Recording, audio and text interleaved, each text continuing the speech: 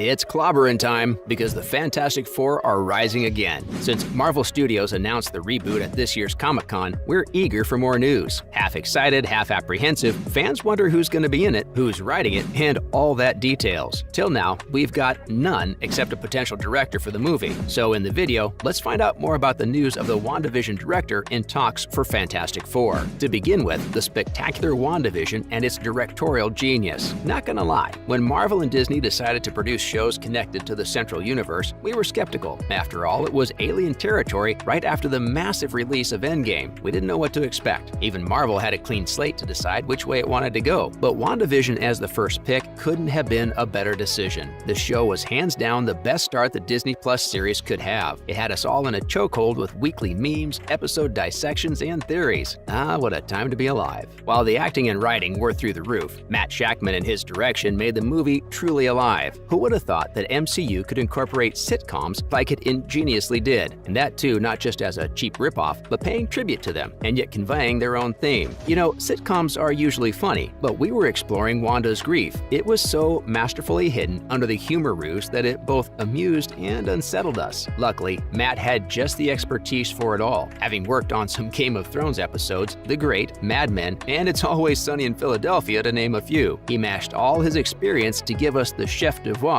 that is WandaVision. He went on to earn an Emmy nomination for his masterful strokes. Matt helped cement that the MCU is more than just a comic adaptation and deserves a place in traditional cinema. So obviously his talents made him stay on Marvel's horizon. You always need good directors. Next, let's talk about why Matt Shakman is under consideration. Like our skepticism with Disney Plus shows, the announcement of a new Fantastic Four movie had us in knots. Known as one of the worst ever superhero movies, it isn't winning any fans, leaving a bitter taste in our mouths. It wouldn't have been a big deal if no Fantastic Four movies existed, but the previous disastrous adaptations mean more scrutiny and criticism for this one. Marvel needs to be on its A-game, and that's why they first roped in Jon Watts of Spider-Man fame. So far, the Marvel v Sony Spider-Man franchise has been doing justice to the Spiderling, and we love it. Sadly, the happy news of Watts as the F4 director didn't last long. He wanted a much-needed break after giving back-to-back hits and decided to excuse himself from the project gently. Bit of a bummer, but no worries. New contenders to direct the movie rose with names like Sam Raimi, Matthew Vaughn, and Peyton Reed. Now, Sam and his horror experimentation in Multiverse of Madness was debatable. It didn't land as we expected it to. We also know about Matthew's gory yet eccentric style from Kingsman, and last but not least, Peyton's shoulders also carry the burden of Ant-Man Quantumania. It's going to be another epic superhero team-up, so it needs all the attention. What's more, it's the introduction to the newest bad boy in town, Kang the Conqueror. Among these names, Shakman appears to be the best choice for Marvel's first family. He takes risks that mostly win hearts. News of him joining the Fours started with The Hollywood Reporter claiming he's in the discussion phase. Some claim he's already been appointed, and this next piece of news provides fodder to the claim. Following with Shakman is dropping Star Trek for it. Much like Fantastic Four, the return of the Star Trek movies hasn't been lucky so far. The last one came back in 2016, and we were expecting more from the fourth film. 4 directors have already been associated with it, with Matt sticking for a short time. Now, more troubled waters lie ahead of Star Trek 4, with him leaving the project too. Many don't agree with the WandaVision director's decision. They believe his creative touch would have been more appreciated in the space movie. In plain words, Marvel won't give him the creative freedom for the film. Keep in mind that previously, Shakman has mainly worked on TV. Translating his unique outlook to the big screen is already tricky, and the freedom he had on WandaVision, a TV show, wouldn't be present for a big-scale movie.